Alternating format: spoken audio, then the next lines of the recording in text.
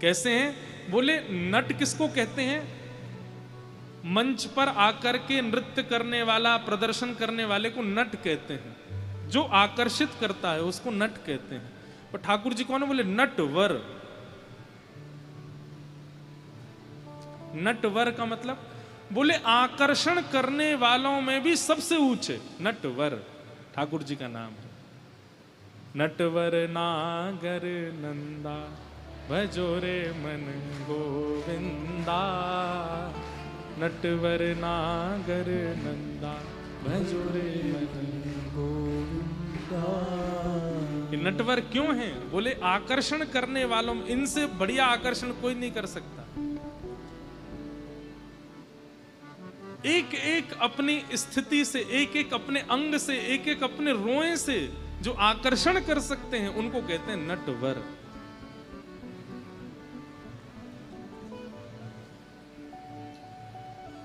तजरारी तेरी आंखों में क्या भरा हुआ कुछ टोना है। तेरा तो हसन औरों का मरण, बस जान हाथ से खोना है। ठाकुर जी आप हंसा मत करो। बोले क्यों? आप हंस जाते हो, कितने मर जाते हैं आपकी हंसी देख करके। क्या रूप ये हुस्न बयान करूं, तू सुंदर शाम सलोना है। ललित किशोरी प्राण धन, तू ब्रज का एक खिलौना, तू ब्रज का एक खिलौना। तो नटवर वपु अपनी ओर खींचते हैं। वपु कहते हैं शरीर को। ठाकुर जी का एक एक अंग, एक एक रोआ आकर्षित करता है।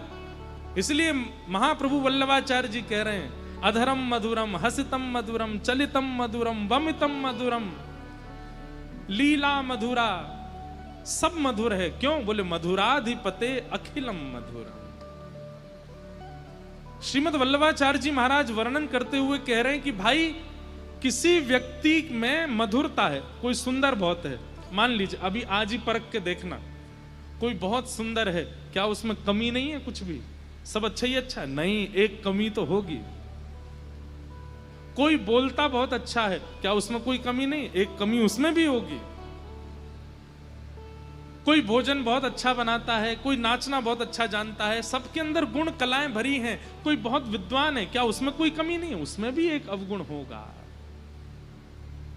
लेकिन ठाकुर जी कैसे हैं? बोले मधुराधिपते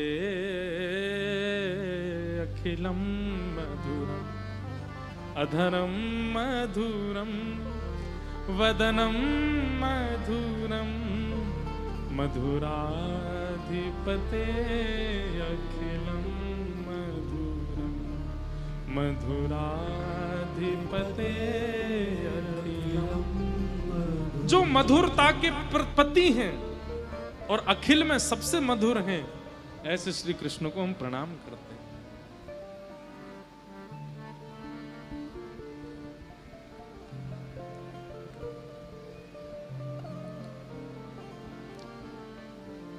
एक अंग भी अगर श्री कृष्ण का दिख गया, आप स्वयं को रोक नहीं पाएंगे। चरण दिख गए, चरण नहीं दिखे, कमर दिख गई, कमर नहीं दिखी, कोहनी दिख गई, कोहनी नहीं दिखी, हाथ दिख गया। अरे मुखमंडल आगे की बात है, सर्वांगीण अंग में कोई रोआ भी ठाकुर जी का यदि प्रतिबिंबित हो गया तो स्वयं को रोक नहीं पाएंगे।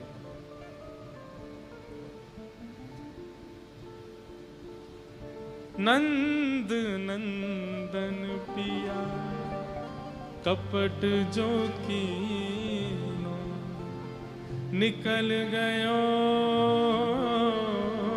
निकल गयो, निकल गयो, छल करके, जादू करके, जादू करके, जादू करके, हो जादू करके, हो पिया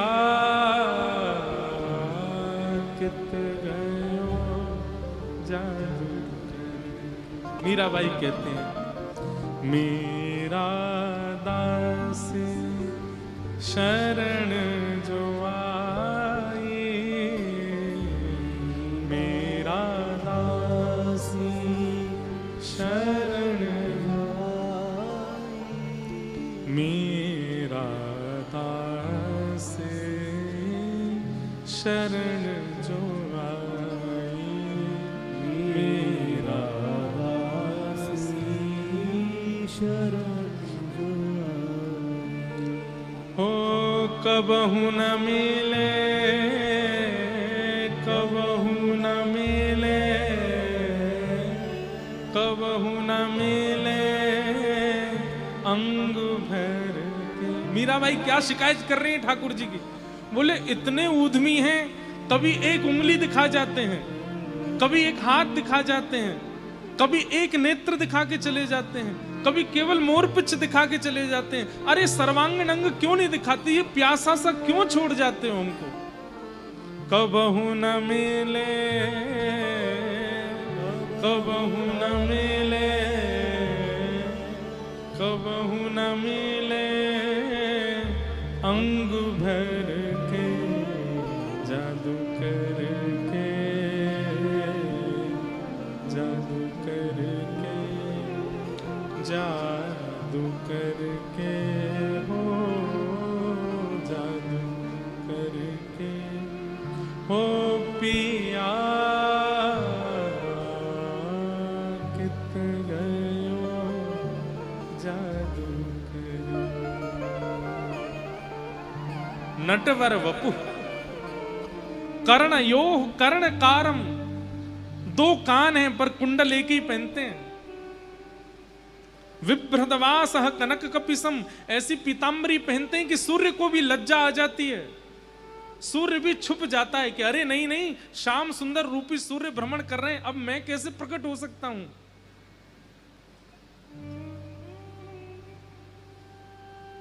वै जयंतीम चमालाम रंध्रान वेणो अधर सुधया पूरयन गोप वृंदई वृंदारण्यम स्वपद रमणम प्राविशद गीत। अब ऐसे सुंदर रूप माधुरी का कोई श्रवण कर ले तो कैसे नहीं खिंचा चला आएगा।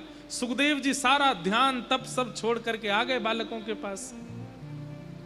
मुझे इससे मिलना है जिसके बारे में तुम बोल रहे हो बच्चों, ये मोर मुकुट पहनने वाला, एक कुंडल पहनने वाला वैजंती, इसका मुझे दर्शन कराओ।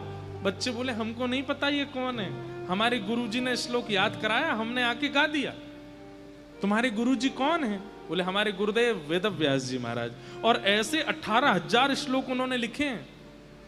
सुखदेव जी महाराज बोले वो तो मेरे पिता हैं, मैं जन्म लेते ही वन में चला गया था पिता को छोड़ करके, लेकिन ऐसे पिता का त्याग नहीं करना है। तुरंत दौड़ करके गए और वेदव्यास जी के चरणों में जाकर के मानो सुखदेव जी बोले नंद नंदन से मिला दीजिए। ये जिनकी रूप माधुरी का वर्णन आपने एक श्लोक में किया है, मैं इनके सर्वांगीण रूप को जानना चाहता हूं, कृपा करके मुझे इनसे मिलवा दीजिए। एक प्रकार से वेदव्यास जी ने टेस्ट किया कि मैंने जो भागवत लिखी है उसमें प्रेम प्रकट हो रहा है कि नहीं। और जब महाविरक्त श्री सुखदेव जी को प्रेम में ओतप्रोत देखा तो श्री वेदव्यास जी को कंफर्म हो गया कि नहीं, भागवत साधारण नहीं है, ये प्रेमा पुरर्थो महान, ये प्रेम प्रधान है। और श्री सुखदेव जी को भैया अच्छे अच्छे सन्यासियों का सन्यास धर्म तोड़ दिया हमारे ठाकुर जी ने। ऐसे हैं हमारे ठाकुर जी, सन्यासियों का सन्यास तोड़वा देते हैं, विरक्तों का वैराग्य तोड़वा देते हैं, ज्ञानियों का ज्ञान तोड़वा देते हैं। लेकिन एक बात सुनोगे, धनवानों का धन का अहंकार तोड़वा दिया इन्होंने, ज्ञानियों का ज्ञान तोड़वा दिया इन्होंने, विरक्तों का वैराग्य तोड़वा दिया इन्होंने, लेकिन प्रेमियों का कुछ नहीं तोड़ पाए ये। प्रेमियों ने तो इनको ही झुका दिया अपने सामने। इसलिए प्रेमी बन जाओ। श्रीमद् भागवत प्रेमियों का ग्रंथ है। सूरदास के आगे ठाकुर जी हार गए, कुम्मन दास के आगे ठाकुर जी हार गए, जनाबाई के आगे ठाकुर जी हार गए, मीराबाई के आगे ठाकुर जी हार गए। ये सबसे जीत गए लेकिन प्रेमियों से नहीं जीत पाए। और ऐसे प्रेम को प्रस्तुत करने वाली जो है वो है श्रीमद् भागवत। ऐसी भागवत की कथा हम लोग सुन रहे हैं। बंधुओं, कल सोमवार भी है और कल ठाकुर जी का जन्मोत्सव भी है। आप सब लोग दिल्ली वालों ने वैसे तो खूब आनंद कर रखे हैं, धुआं मचा रखा है महाराज, लेकिन कल और करना है। पीले पीले वस्त्र पहन के आना, भाई लोग सब पीली धोती पीले कुर्ता पहन के आना, हो सके तो सिर पर पाग वाग बांध के आना, चंदन वंदन। कल तो मंडे है, कई लोग काम से ही आएंगे सीधे। कल काम पे ही ऐसे चले जाना हाउ बिलाऊ से बन के। आपके काम पे पूछे आज ऐसे कैसे, बोले नंद घर आनंद भयो जय कन्हैया। और वैसे भी जन्माष्टमी आने वाली है, तो उस जन्माष्टमी पे तो हम रहेंगे सीकर में। अभी एक और जानकारी आ गई याद, आगामी 12 अगस्त से यहाँ कथा 7 को पूरी होगी, फिर रक्षाबंधन है। आगामी 12 अगस्त से 7 दिन यानी कि जन्माष्टमी तक कथा है सीकर राजस्थान में। और सीकर में भी हमारे रामानंदी परंपरा का एक अद्भुत स्थान है रेवासा, अग्रपीठ। वहाँ के हमारे पूज्य महाराज जी, परम पूजनीय प्रातः वंद्य श्री मलुक पीठाधीश्वर महाराज जी, अब अग्रपीठ महाराज जी भी हो गए हैं। तो महाराज जी को अग्रपीठ के पीठाधीश्वर बने 1 वर्ष पूर्ण हो रहा है। उस उपलक्ष्य में हम वहाँ कथा करने जा रहे हैं महाराज जी के सम्मुख। हमारे महाराज जी, मलुक पीठ वाले महाराज जी हमारे गायत्री गुरु हैं। उन्होंने हमारा जनेऊ संस्कार किया। और गायत्री भी आप बिना गुरु के नहीं बोल सकते। जैसे गुरु दीक्षा में गुरु मंत्र बिना गुरु के नहीं, ऐसे गायत्री और जनेऊ संस्कार भी गुरुजन करते हैं। तो हमारा जनेऊ संस्कार, गायत्री दीक्षा हमको पूज्य महाराज जी ने दी, और हम उन्हें शिक्षा गुरु तो वे हमारे हैं ही हैं। उनकी कृपा से ही भक्तमाल कहना हमने प्रारंभ किया। तो महाराज जी की आज्ञा हुई कि इस बार रेवासा का प्रथम उत्सव है, आपको कथा करनी है। तो 12 अगस्त से 12, 13, 14, 15, 16, 17, 18 अगस्त तक रेवासा में कथा है, और फिर 19 अगस्त से जयपुर में भक्तमाल की कथा है। और ये दोनों ही कथा अद्भुत होंगी, क्योंकि 12 अगस्त से जो कथा होने वाली है उसमें जैसे हम ठाकुर जी की लीलाएं सुनाते हैं, उसमें विशेष रूप से हम श्री राघव जी की अष्टयाम लीला सुनाएंगे, श्री राम जी की अंतरंग लीलाएं सुनाएंगे पद गा गा करके, श्री राम जी का हिंडोला सुनाएंगे, राम जी की पतंग विहार सुनाएंगे, राम जी का नौका विहार सुनाएंगे। तो वो कथा श्री राघवेंद्र सरकार की निज लीला कैसी है उसके रूप में ज्यादा कही जाएगी। तो आप लोग सुनना, और हो सके तो वहां आ जाना। और उसके बाद फिर 19 अगस्त से भक्तमाल कथा जयपुर में है। जयपुर में जितने भी लोग दीक्षा ले रहे हैं और ले चुके हैं, उनसे मेरी प्रार्थना, जयपुर की कथा जरूर सुनिएगा।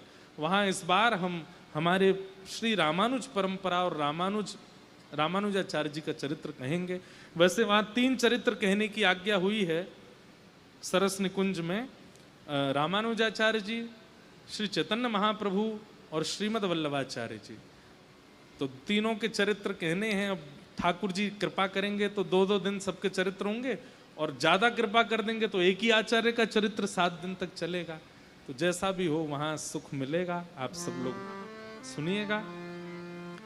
आज विलंब भी बहुत हो गया है, और हम सही बताएं हम थक गए आज बहुत सुबह से। तो अब भागवत जी कहती हैं, प्रयच्छति गुरु प्रीतो वैकुंठम योगी दुर्लभम। यदि गुरु प्रसन्न हो जाए तो सब प्रदान कर सकता है। पर जहां हम रहते हैं वहां ना तो संत आते हैं और ना हम उनसे कभी मिल पाते हैं। तो क्या हम पर ठाकुर जी की कृपा कभी नहीं होगी? और अगर होगी तो कैसे? क्योंकि संत तो बहुत जरूरी हैं। लो भैया,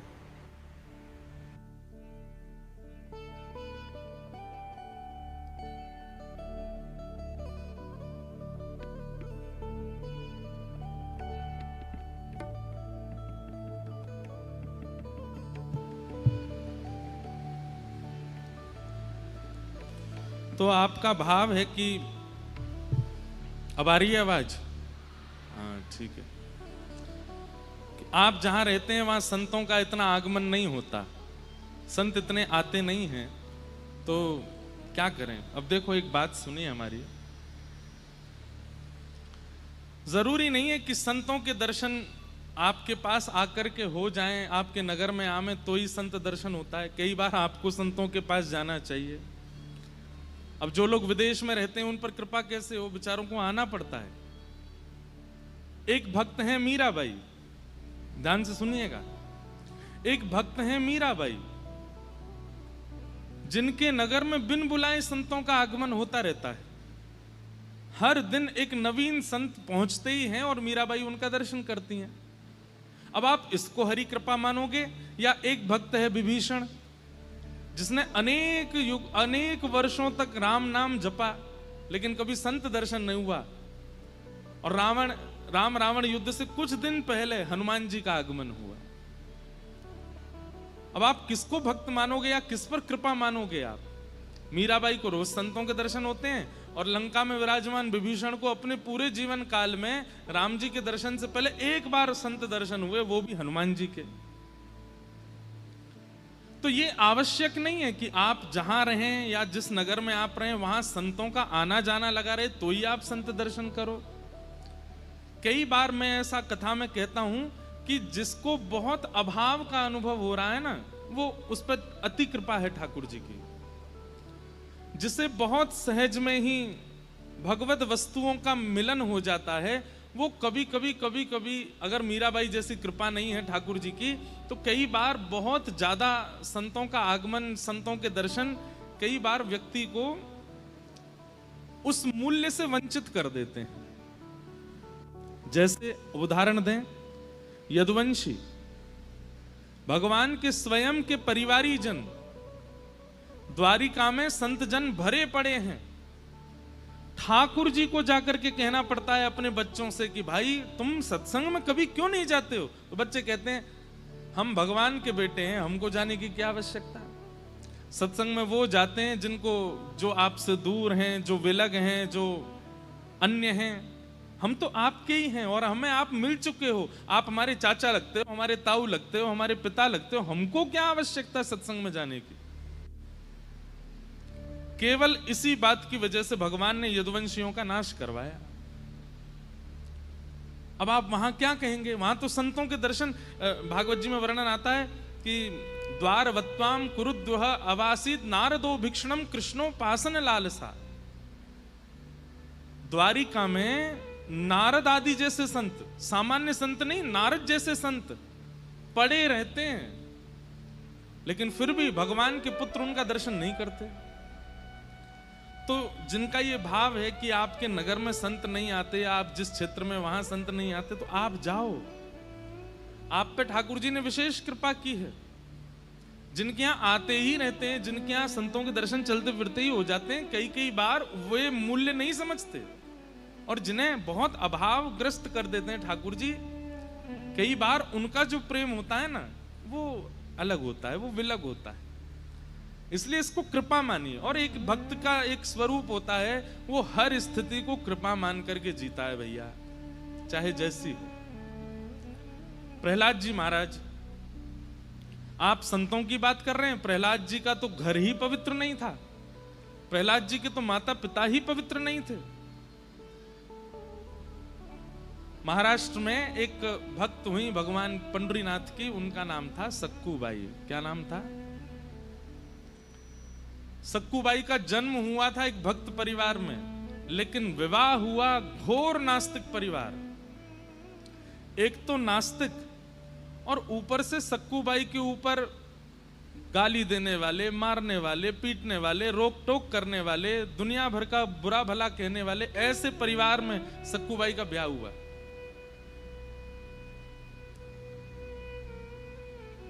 एक तो होता है पति विपरीत है लेकिन परिवार अनुकूल है, तो भी माताएं कई बार निर्वहन कर लेती हैं। कई बार परिवार प्रतिकूल होता है लेकिन पति अनुकूल होता है, तो भी निभ जाता है। लेकिन यहां तो सब प्रतिकूल थे। पति भी गलौज मारपीट करना, सास भी, कहां तक है ससुर भी, सक्कूबाई की। लेकिन सक्कूबाई पता क्या रोज ठाकुर जी से कहती है, हे पंडरीनाथ, आपने मुझ पे बहुत कृपा की, मेरे पति भी अनुकूल नहीं, सास भी अनुकूल नहीं, ससुर भी अनुकूल नहीं, ननद भी अनुकूल नहीं। आपने सबको प्रतिकूल बनाया ताकि सबके बट का जो प्रेम है वो आपसे ही हो सके और इनसे कभी ना हो सके, इसलिए आपने किसी को अनुकूल नहीं बनाया। पति अनुकूल होता तो शायद थोड़ा प्रेम इससे भी हो जाता, सास अनुकूल होती तो थोड़ा इससे भी हो जाता, लेकिन आपने सबको प्रतिकूल बना दिया, तो इनको भी जो प्रेम मुझे देना था वो भी मैं आपको ही दूंगी। ऐसी थी सक्कू बाई, आजकल नहीं हो सकती सक्कू बाई। और सक्कू बाई बने भी क्यों, ठाकुर जी की कृपा सब पे हो, सब अच्छे घर में ही जाएं, कभी ऐसा परिवार मिले ही ना किसी बहन को, लेकिन सक्कू बाई ने बहुत सहा। एक बार सक्कू बाई, बहुत सुंदर कथा है, तो सक्कू बाई बहुत परेशान हो गए। अब तक तो सहती आ रही थी, लेकिन अब उनसे सहन नहीं हुआ। क्यों? सक्कू बाई के घर के पड़ोस में ही कहीं कथा चल रही थी, और कथा में ऐसे ही कीर्तन हो रहा था। कीर्तन में श्रोता जन नाच रहे थे, ऊंचे स्वर में सब गा रहे थे, और वो धुनी सक्कू बाई को सुनाई दे रही थी। बंधुओं, जैसे एक भोजन का प्रेमी व्यक्ति अगर भोजन की सुगंधी ले ले तो रोक नहीं पाता स्वयं को, कामी व्यक्ति यदि सुंदरता देख ले तो रोक नहीं पाता, क्रोधी व्यक्ति उसके सामने कोई गलती हो जाए तो अपने क्रोध को रोक नहीं पाता। ऐसे ही भक्त होता है, वो जब किसी वैष्णव चिन्ह या वैष्णव स्वर को सुनता है ना, वो स्वयं को रोक नहीं पाता। सक्कू बाई तो व्याकुल हो गई और अपनी सास से जाकर के बोली पैर दबाते हुए, मां मुझे आज्ञा दे दें, पास में कथा चल रही है, मैं सुनने चली जाऊं। तो सासू मां ने तो पहले बहुत डांटा, बहुत बुरा भला कह दिया, कैसे जाएगी, यहाँ घर के इतने काम बचे हैं, ये सब नहीं करना, ये बाबा जियों के पास जाना है और संतों की कथा में जाना, आदि आदि ये सब। आज भी कई सक्कू बाइयां हैं ऐसी जिनको घर वाले नहीं आने देते कथा में, जिनको घर वाले नहीं जाने देते वृंदावन, नहीं करने देते दर्शन। ध्यान से सुनिएगा। तो रोज तो सक्कू बाई सह लेती थी, लेकिन आज सक्कू बाई पे सहा नहीं गया, ठाकुर जी को ही सुनाने लगी और कहने लगी, मेरी सास बुरी नहीं है, मेरे ससुर बुरे नहीं है, बुरे आप हो, आप ही नहीं चाहते कि मैं आपकी कथा सुनूं, इसीलिए कोई अनुकूलता प्रकट नहीं कर रहे हो आप। और इतना सुनाया, सुनाते सुनाते रोने लगी, बोले मैं इतनी भी क्या अभागी, मैं आपके कभी दर्शन नहीं कर पाती, आपके संतों से कभी नहीं मिल पाती, आपकी कथा में कभी नहीं आ पाती। नाथ, मैंने इतना बड़ा अपराध कर दिया कि आप मुझे अपने सामने बुलाना तक स्वीकार नहीं करते। मेरे विवाह को 10 वर्ष हो गए, आज तक मैं पंढरपुर नहीं गई, आज तक मैं कथा में नहीं गई, किसी महापुरुष की पधरामनी नहीं की। क्या मैंने इतना बड़ा अपराध किया कि आपने मुझे इतना दूर फेंक दिया? और ये सोच करके रो रही थी सक्कू बाई। हमारे पंढरीनाथ पिघल गए, देख नहीं पा रहे थे। तुरंत पंढरीनाथ भगवान सक्कू बाई की सास का रूप धारण करके आए, और सास का रूप धारण करके आके सक्कू बाई के पास, थोड़ी क्रोध में रहती थी, तो वैसे ही आंखें चढ़ा करके, हाथ में डंडा लेकर के, और सक्कू बाई के पास आए, ए सक्कू, हाँ मां, तुझे कथा में जाना है ना? बोले हाँ, चल जा, चली जा, और सुन, वहां कथा के बाद पंजीरी भोग मिलेगा, अपने लिए तो पाके आई हो, मेरे लिए भी लेके आना अपने साथ में, चल जा, सुन ले आज कथा, लेकिन बार बार जिद नहीं करना, एक बार का तुझे अनुमति दे रही हूं, चल जा। सक्कू बाई बोली, आप सच में आज्ञा दे रही हैं जाने की? बोले कि अब मैं दोबारा नहीं बोलूंगी, एक बार बोल रही हूं, जाना है तो तुरंत निकल जा और जाके मां कथा सुनना, भोग मेरे लिए भी लाना। सक्कू बाई तो इतनी खुश हो गई, अब तो बार बार अपनी सास के चरण, बोले मैं आके लौट के तो धोके पीऊंगी आपके चरण, जो आपने आज आज्ञा की है मुझे। वो सास नहीं थी, ठाकुर जी आए थे, भेज दिया। सक्कू बाई आज कथा में गई, इतना नाची कीर्तन में और रोती रही।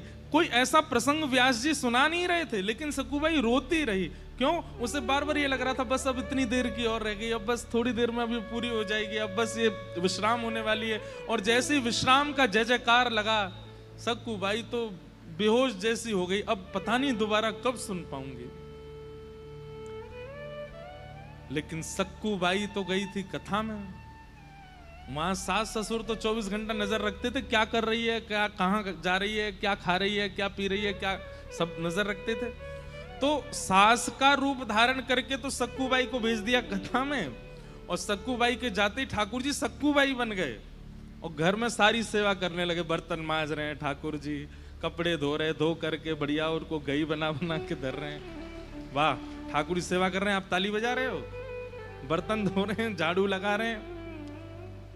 सास बोलती, ए सक्कू, ठाकुर जी कहते, जी माँ, घी लेके आ, थोड़ा पैर में मेरे मालिश कर दो। ठाकुर जी घी लेके गए, मनी मन सोचने, रुक जा, ऐसी मालिश करूंगा आज तेरी, तू भी याद रखेगी जीवन भर। ठाकुर जी के चरण में हाथ स्पर्श होते ही उसको तो आहा, आज तो सक्कू तेरे हाथ में बड़ो आनंद आ रहा है। ठाकुर जी धीमे धीमे हाथ से, पर जैसे ही नृसिंह वाले हाथ स्पर्श कराते, अरे अरे अरे धीरे कर, धीरे कर, अरे माँ लग गई क्या आपको? अरे नहीं नहीं, आप धीमे धीमे, थोड़े क्या है कि बर्तन धोए ना तो कर्कश हो गए हाथ मेरे।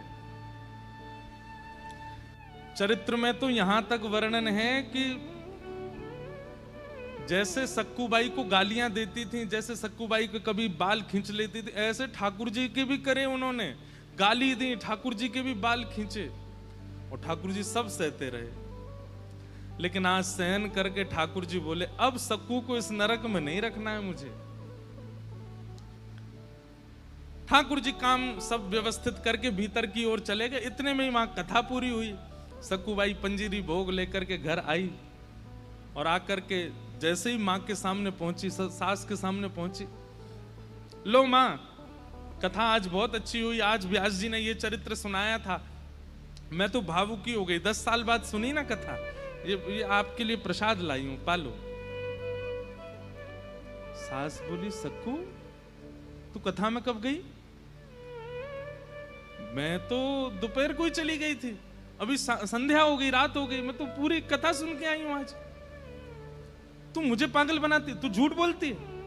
अभी तू तो यहाँ बैठी थी मेरे, तेने अभी ये मालिश करी है, घी लगाया, ये देख अभी भी पात्र रखा है, ये सब काम करके गई है वो, तू कब कब में चली गई प्रसाद लेके आई?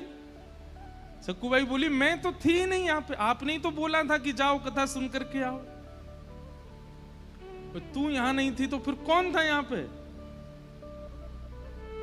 यहाँ सास घबरा गई, वो ससुर जी की भी कोई सेवा करे आए थे ठाकुर जी, पति की भी सेवा करे आए थे, सबके साथ में कुछ कुछ करे आए थे ठाकुर जी। सब आ करके बोले, अरे सक्कू तूने तो हमें भोजन बना के दिया। पति बोला, तुमने मेरे कपड़े निकाल करके दिए थे। सक्कू बोली, मैंने कुछ नहीं किया, मैं तो कथा सुन के आई हूं। सक्कूबाई समझ गई, जिस प्रकार घर व्यवस्थित है, जिस प्रकार वर्तन व्यवस्थित है, और जिस प्रकार की सेवा हुई है, इसका मतलब कि मेरा रूप धारण करके कोई और यहां था, और वो कोई और नहीं हो सकते हैं, वो मेरे पंढरीनाथ ही थे। व्याकुल हृदय से रोने लगी सक्कूबाई कि नाथ, मेरे लिए, मेरे वजह से आपने इतनी सेवा की, इतना सब कुछ किया। जब इतनी सेवा आके कर सकते हो तो इन लोगों की मति क्यों नहीं बदल देते हो? इन लोगों की बुद्धि क्यों नहीं ठीक कर देते हो? सक्कूबाई का वो आर्तनाद हुआ, सब घर के लोग खड़े थे, और देखते ही देखते सामने साक्षात द्वारिकाधीश प्रकट हो गए, और प्रकट होकर के सबकी मति व्यवस्थित कर दी, पूरे भक्त को वैष्णव बना दिया, और कहा, सक्कू अब तू प्रेम से भजन कर, अब तेरे परिवार के ही कथा कराएंगे, तू उस कथा को श्रवण करना, खूब सेवा करना, खूब संतों का आनंद कराना। तो एक सक्कूबाई है जिन पर ठाकुर जी ऐसी कृपा करते हैं। तो कई बार विपरीतताएं अगर होती हैं, उस विपरीतता को शिकायत मत बनाया कीजिए। ठाकुर जी ने शायद उस विपरीत अवस्था को दिया है, उसके बदले बस सह लीजिए, ठाकुर जी बहुत विशेष प्रसाद देंगे, विचलित मत होइए। तो जिनका ये प्रश्न है कि आपके यहाँ संत महापुरुष नहीं आते, सक्कूबाई की तरह पुकारो ठाकुर जी को, आ जाएंगे। किसी का भाव है कि महाराज जी धाम बड़ा है या कथा बड़ी, दोनों विशेष अंतर क्या है? कहने का तात्पर्य है कि जब आपकी कथा में जाना हो, तभी किसी धाम से बुलावा आए तो क्या करें? आप लोग हमको पक्षधर मत बोलिएगा, मैं भी वृंदावन से ही आता हूं, लेकिन एक बात है कि धाम अचल स्थान है। वो दिल्ली से 150 किलोमीटर दूर है, आगे से राइट लेना पड़ेगा, लेफ्ट लेना पड़ेगा, साधन लेना पड़ेगा, तब जाकर के आप उस धाम में पहुंचोगे। और कथा जो है ये चलता फिरता धाम है, चलता फिरता वृंदावन है, चलता फिरता गोकुल है, चलता फिरता नंदगांव है, चलता फिरता बरसाना है, चलता फिरता द्वारिका है। अभी यहाँ कथा हो रही है, तो यहाँ बैठकर जब से कथा प्रारंभ हुई, कितनों की स्थिति, कितनों की मति, कितनों की आत्मा, कितनों की बुद्धि तो ये भूल ही चुकी होगी कि हम दिल्ली में हैं। ऐसा अनुभव होने लगा होगा। इतने वैष्णव एक साथ मिलकर के दर्शन कर रहे हैं, गा रहे हैं, कथा सुन रहे हैं, ये चलता फिरता धाम है। दूसरी बात आपने कहा कि फिर क्या करें, आपकी कथा भी सुन रहे हैं, हमारी नहीं, किसी की भी कथा सुनो, और उस बीच में यदि धाम जाने का अवसर प्राप्त हो तो धाम तो आप अनेक बार जा सकते हैं, पर आपके नगर में अगर कोई विशिष्ट कथा का क्रम हो रहा है, पहले वो सुन लीजिए।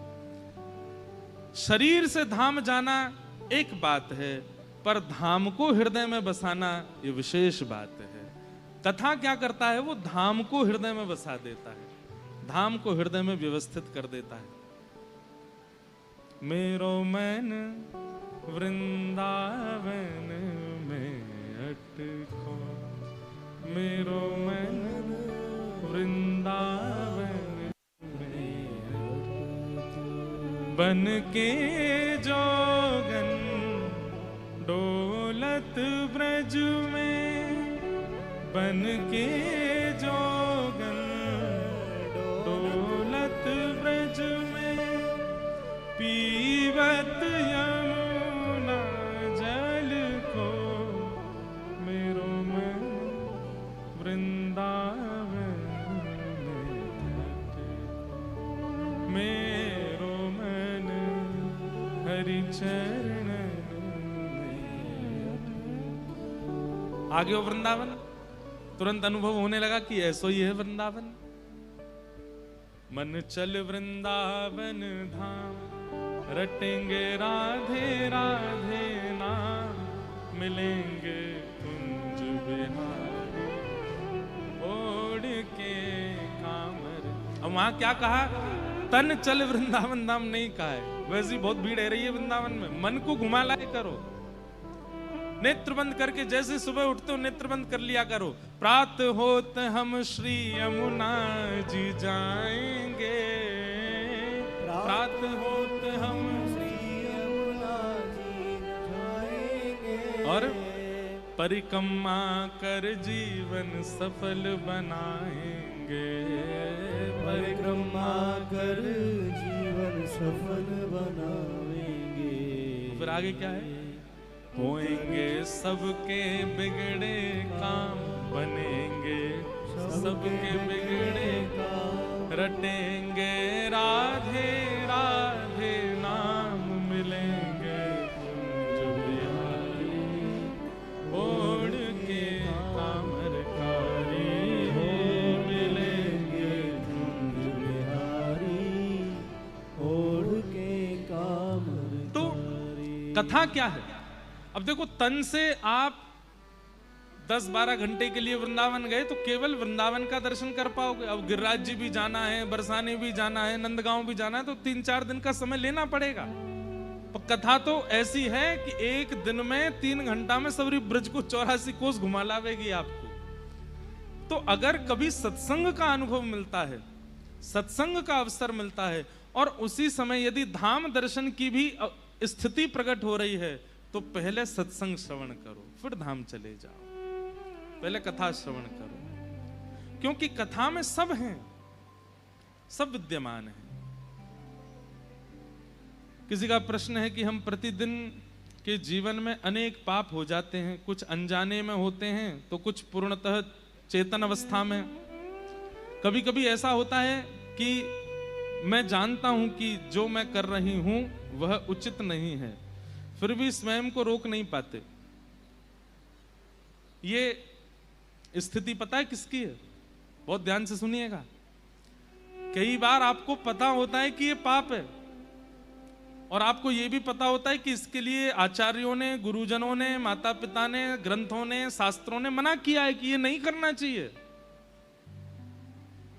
और एक बात कहते हैं, केवल आपको नहीं पता, जो पाप करते हैं उन सबको पता है कि ये पाप है, पर फिर भी वो करते हैं। ठीक ऐसी ही बात आती है महाभारत में। महाभारत के धृतराष्ट्र, ये कौरवों के पिताजी, वो क्या कहते हैं कि जानामि धर्मं नच मे प्रवृत्ति, जानाम्य धर्मं नच मे निवृत्ति।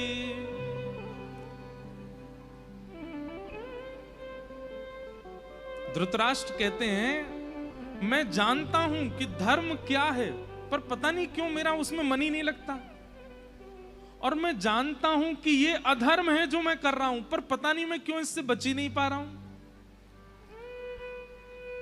इसका उत्तर ठाकुर जी गीता में देते हैं, और गीता में देते हुए ठाकुर जी कहते हैं, अर्जुन, कई बार व्यक्ति को धर्म बोध हो जाता है, कई बार व्यक्ति को पाप बोध हो जाता है, लेकिन उसके विचार में अभी वैष्णवों के प्रति, रसिकों के प्रति, भक्तों के प्रति वो सम्मान नहीं होता, इसलिए मैं उसको जनाते हुए भी उसको गलत मार्ग की ओर जाने के लिए अग्रसित कर देता हूं। उसको पता होता है, फिर भी मैं उसकी मति विचलित कर देता हूं। तो ये जो आपकी स्थिति है, इसका एक ही उत्तर है कि कहीं ना कहीं वैष्णव अपराध आपसे बना हुआ है, इसलिए धर्म जानते हुए भी आप कर नहीं पा रहे हो। ये जानते हुए भी कि ये पाप है, आप उसको छोड़ नहीं पा रहे, क्योंकि कोई वैष्णव आपसे रूठा बैठा है, कोई रसिक, कोई वैष्णव, कोई महत्पुरुष, कोई भक्त आपसे नाराज बैठा है, इसीलिए ऐसा हो रहा है। और दूसरी बात, आपके साधन अभी इतने कमजोर हैं कि वो आपको धर्म की ओर ले ही नहीं जा रहे हैं, इसलिए किसी साधन का आश्रय ले लीजिए। साधन किसे कहते हैं? नाम जप साधन है, एकादशी व्रत साधन है, परिक्रमा साधन है, संत उपासना, वैष्णव उपासना साधन है, ठाकुर जी की निज सेवा ये साधन है। तो आपके साधन अभी इतने कमजोर हैं कि वे आपको धर्म के मार्ग पर ले जाने पर अग्रसित नहीं हो पा रहे हैं, इसलिए आप जानते हुए भी कि अधर्म है उसको कर बैठते हैं। इसलिए अपने साधनों को मजबूत कीजिए, नाम के आश्रय को विशेष कीजिए। सक्कूबाई के लिए ठाकुर जी क्यों प्रकट हो गए? क्योंकि उनका स्मरण साधन इतना तीव्र था कि ठाकुर जी को आना पड़ा। प्रहलाद जी को इतने प्रकार से मारने का प्रयास किया हिरण्यकश्यप ने, लेकिन फिर भी कोई बाल बांका नहीं कर पाया। क्यों? क्योंकि स्मरण साधन इतना तीव्र है प्रहलाद जी का कि उनका कुछ हो नहीं सकता। इसलिए ये जानते हुए भी कि धर्म क्या है, अधर्म क्या है, वो ना कर पाना, इसमें कहीं ना कहीं आपका साधन वो सूक्ष्म है। और कहीं ना कहीं जैसे एक बार क्या होता है कि बीमारी हमें कोई लग जाती है, बहुत ध्यान से सुनिएगा। कोरोना आया था, लगभग लोगों को कोरोना हुआ, पर कई लोग ऐसे थे, आप सबके भी परिचय में होंगे, वो बाहर घूम भी रहे थे, वो कोरोना के पेशेंटों से मिले भी थे, लेकिन फिर भी उनको कुछ नहीं हुआ। उसके पीछे डॉक्टर उत्तर क्या देते हैं? बोले उनकी इम्यूनिटी पावर बहुत अच्छी थी, उनके अंदर इम्यून पावर जो था वो इतना अच्छा था कि कोरोना हुआ भी होगा तो उनको पता नहीं चला होगा। ठीक वैसे ही जानते हुए धर्म क्या है, अधर्म क्या है, धर्म ना कर पाना और अधर्म से ना बच पाना, इसके पीछे कारण होता है कि आपके भीतर भक्ति की जो इम्यून पावर है वो बहुत कमजोर है। और वो कैसे तीव्र होगी? साधन से। और साधन क्या करना पड़ेगा? नाम जप करो, सबसे ज्यादा सत्संग करो, और केवल सत्संग सुनना नहीं है, उतारो, रसिक जनों की वाणी सुनो। हम लोग गाते हैं ना ब्रज में, साधन हीन दीन में राधे, साधन हीन दीन में राधे, तुम करुणामयी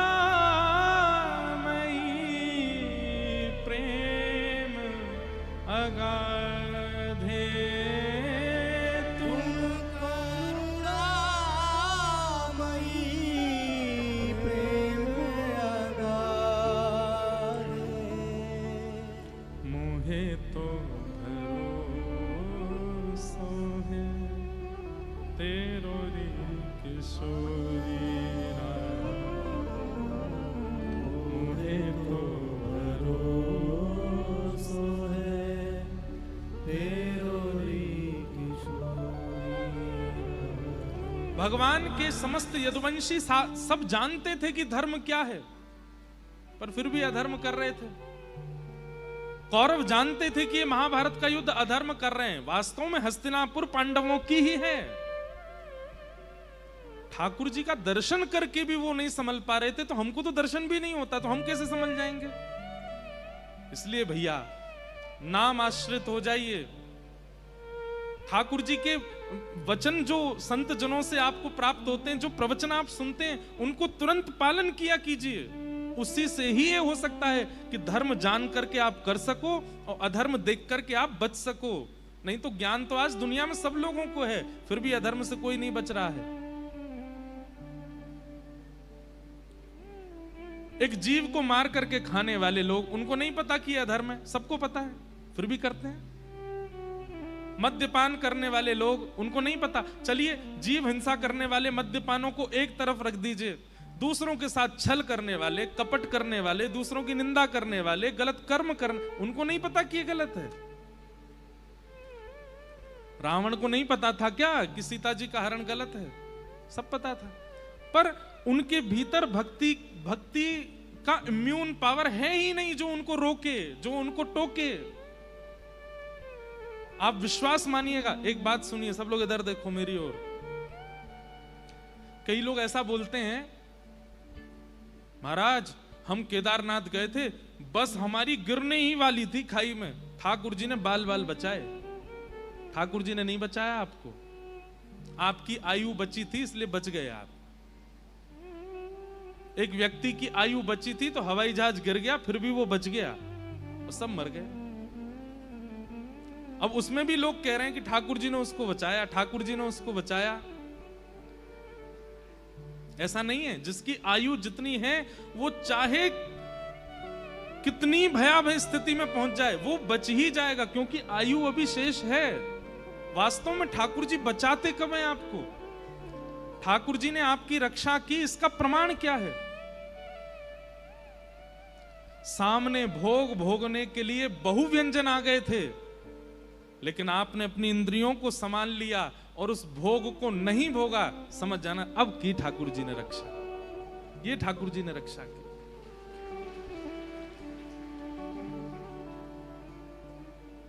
असंख्य सुंदर स्त्रियां आ गई सामने, असंख्य सुंदर पुरुष आ गए सामने, असंख्य भोगने के लिए वस्तुएं आ गई सामने, लेकिन आपने अपनी इंद्रियों को विचलित नहीं होने दिया और आप अपने आप को वशीकृत करते हुए, संभालते हुए कैसे भी उस स्थिति से निकल गए। यहां समझो कि करी ठाकुर जी ने रक्षा। किसी ने ऑफर दिया आपको 10 करोड़ रुपए मिलेंगे, लेकिन इसके लिए आपको अपने ही किसी व्यक्ति का ये खराब करना पड़ा। भाई उसका जीवन खराब हो जाएगा, लेकिन तुमको तो इतने मिलेंगे। और आपने उसको अगर ठुकरा दिया तो समझो अब करी ठाकुर जी ने रक्षा। ऐसी स्थितियों को समझिए कि ये है भगवत रक्षा। प्राणों की रक्षा को ही हम समझ जाते हैं कि ये ठाकुर जी बचा रहे हैं बस हमको। अरे भाई, जहां पर व्यवहार में, जहां पर स्वभाव में, जहां पर अपनी क्रिया में, अपनी इंद्रियों के द्वारा आप बच रहे हो, वो है भगवत रक्षा।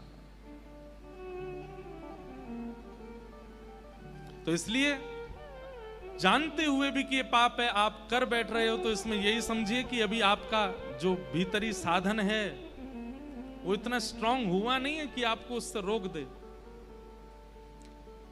हम ऐसे ऐसे लोगों को जानते हैं। अब आपको विश्वास नहीं होगा, कल यहां दीक्षा क्रम हुआ, तो दीक्षा में एक नियम होता है कि हमारे यहां पंच संस्कार होते हैं, और पंच संस्कारों में एक संस्कार होता है नामकरण किया जाता है। कई लोग रह गए हैं, वो आज यहां आ जाना, कथा के बाद उनका नामकरण भी हो जाएगा। तो नामकरण में क्या किया जाता है, सबके नाम पूछे जाते हैं, आपका नाम क्या है। तो फिर गुरुदेव की इच्छा होती है तो उसका फिर नामकरण करते हैं। अगर नाम उचित लगता है तो वही नाम रहने देते हैं, और अगर इधर देखो, यहां देख लो, और अगर मन होता है कि नहीं नाम नहीं बदलना तो नहीं बदलते, वही नाम रहने देते हैं।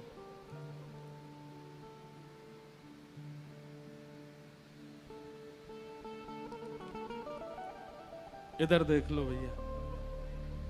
तो कल जब यहां नामकरण हो रहा था, मैं सबसे नाम पूछ रहा था, फिर उनके नामकरण कर रहा था, जैसे ठाकुर जी आज्ञा कर रहे थे। किसी का नाम गिरिराज रामानुज दास, किसी का गिरधर रामानुज दास, किसी का कृष्ण प्रिया रामानुज दासी, ऐसे नामकरण हो रहे थे। एक का मैंने नाम पूछा तो वो नाम क्या बताया उसने, साकिब हुसैन। मैंने कहा हैं? साकिब हुसैन, वो शायद बैठे भी होंगे यहाँ पे।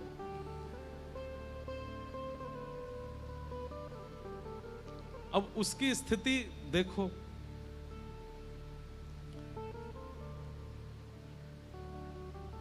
उनका साधन कितना प्रबल है। विपरीत परिवार है, विपरीत परिस्थिति है, विपरीत सब कुछ है, लेकिन सब विपरीतताएं होते हुए भी वो मुझे बता रहे, मैं रोज मंगला आरती करता हूं महाराज जी। मंगला आरती करने के बाद चैतन्य महाप्रभु के द्वारा विरचित जो भाव हैं उनका पाठ करता हूं, नित्य गीत गोविंद का श्रवण करता हूं, पाठन करता हूं, मुझे गीत गोविंद पूरा याद है। मैंने कहा वाह भैया। मैंने कि यहां हिंदू परिवार में जन्म लेते हैं, ब्राह्मण कुल में जन्म लेते हैं, तब भी धुआं उड़ाते घूमते रहते हैं। साधन अंदर से इतना प्रबल हो ही नहीं पा रहा है। और मैंने कि एक साल्वेग थे, वे भी एक मुस्लिम परिवार में जन्मे थे, लेकिन उनका साधन कितना प्रबल था। महाप्रभु जगन्नाथ जी का रथ रुक गया साल्वेग के लिए। कहे साल्वेग हीन जाति रे मुयवन, कहे साल्वेग हीन जाति रे मुयवन, श्रीरंगा चरण तले, श्रीरंगा चरण तले, करू अच्छी जनन अहे नील शैल, प्रबल मता वरण, प्रबल मता वरण, मुआरत नलिनी बनकु कर दलन, अहे नील शैल। एक साल्वेग है जिनका साधन इतना प्रबल है, और एक हमें 24 घंटा भक्तों के बीच में रहते हैं, कथाओं में रहते हैं, ठाकुर जी की सेवा करते हैं, फिर भी साधन इतना प्रबल नहीं बन पा रहा है। दो बातें हैं, ध्यान से सुनिएगा। या तो साधन के बल पर भगवत संबंध, भगवत प्राप्ति और धर्म को समझना, अधर्म को समझना संभव हो सकता है।